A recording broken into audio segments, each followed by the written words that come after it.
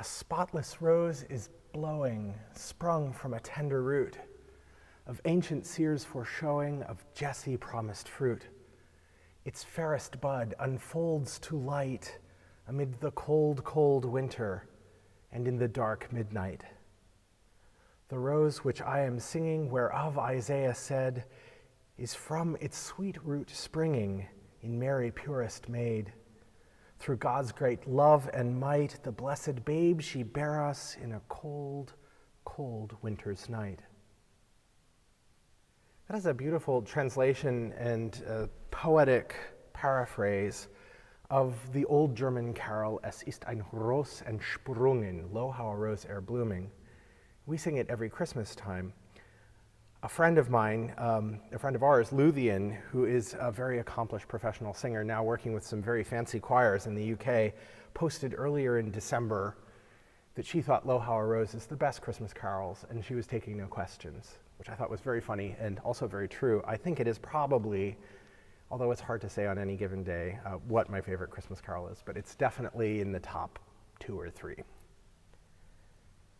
So we're going to explore Lo, how a rose a little bit in today's musical devotion. I want to start with a story from 11 years ago.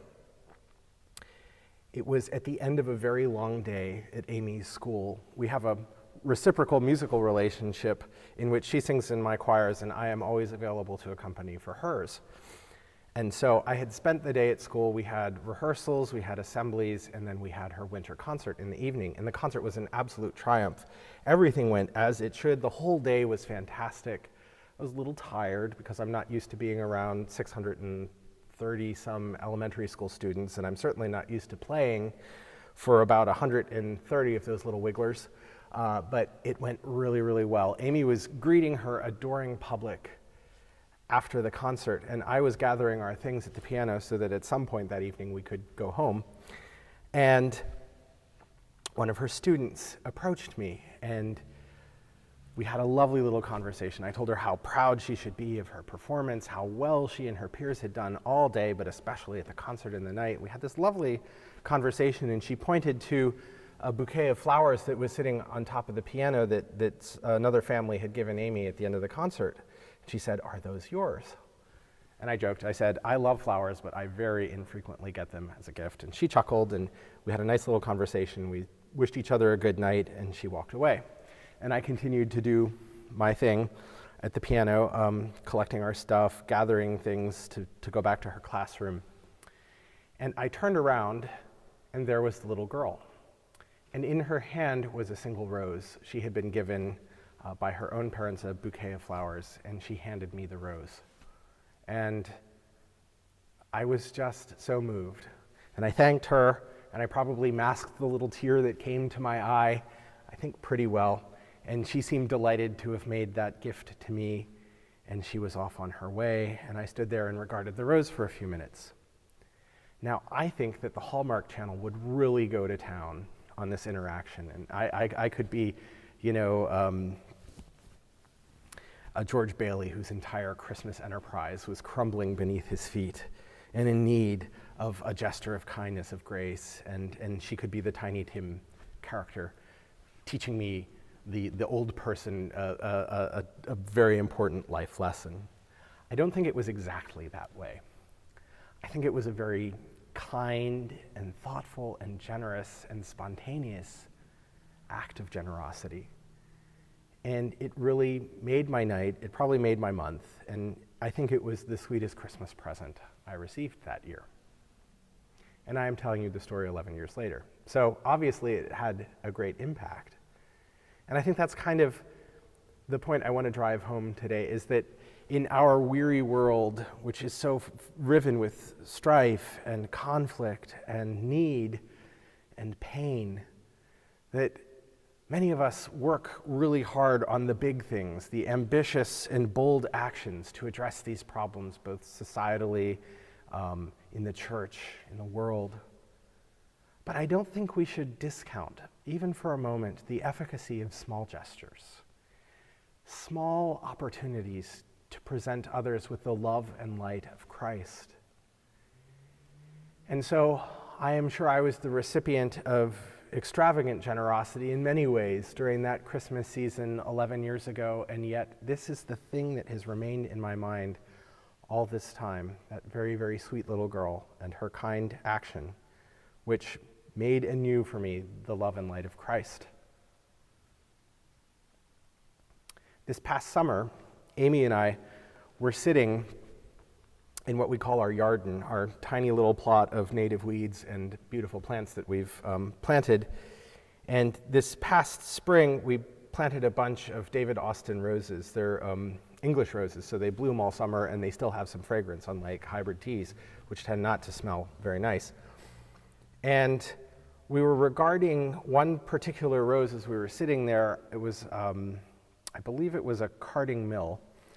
And that's like a beautiful yellow rosette, very, very pretty, very, very sort of fragile and delicate. And we were saying how beautiful it was, and then a gust of wind came, and the rose went and sort of disintegrated before us into a heap of hundreds of petals. And we laughed. And it just seemed like the perfect moment for that rose to give up its ghost. Roses are very, very fragile, and if you've seen them after a rainstorm, for example, they're also just so, so beautiful. And so when the original hymn writer from 1599, which was the first time Es ist ein Ros entsprungen was published, Lo How a Rose was published, that image of Christ as this evanescent bloom really, really speaks to the fragility of how Christ came to us. Christ could have come to us as a thundering, conquering hero, and instead our beliefs are sort of upended, our expectations. You imagine the prophecies fulfilled in this moment of great vulnerability and fragility. So I think that Lo How a Rose, the music for this, the first arrangement that sort of appeared in hymnals was by Michael Praetorius. And then soon thereafter, Melchior Vulpius wrote a round on the melody of Lo How a Rose. And these two arrangements, the Praetorius is the one that we usually sing in church, and the Vulpius, which we've done with the choir, it's actually quite tricky. It's a round, but it's very, very intricate and flowing. And when you've got all four parts going, it's really challenging. But they kind of render these words, these beautiful words, in a way that kind of reminds me of some of the Dutch masters' beautiful artwork and some of their still lifes, where like a single flower or a piece of fruit is rendered with a sense of light and color and rhythm and dynamism, and it looks like this scene into which you can step.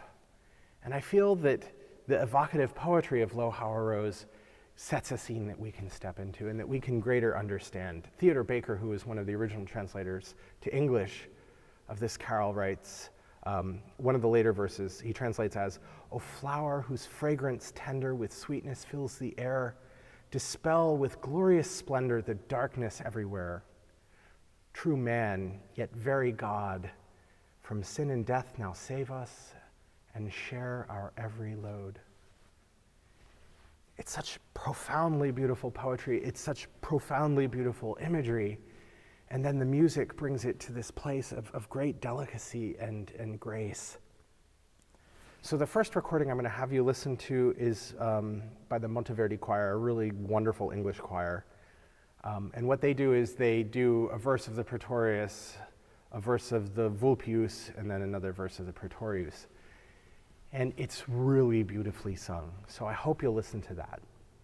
Then the second recording I'd like you to listen to is by Jan Sandström, who is a contemporary Swedish composer. And he takes those ancient words and melody and harmony and superimposes them over these beautiful clusters of sound by the choral singers, which creates this new lens through which to view this ancient carol that is very, very contemporary sounding, but also harkens back to the early days. And that is something that's very interesting about modern music today, is that oftentimes it takes on the character of ancient music in a way that dialogues across the centuries. And I think this is a really splendid example of that. And then finally, because I couldn't resist sharing the Winkworth translation and paraphrase with you, "A spotless rose is blowing, sprung from a tender root," there is one carol setting that I think immediately springs to mind for musicians, and that is by Herbert Howells, who was an early to mid 20th century composer of really, really beautiful church music.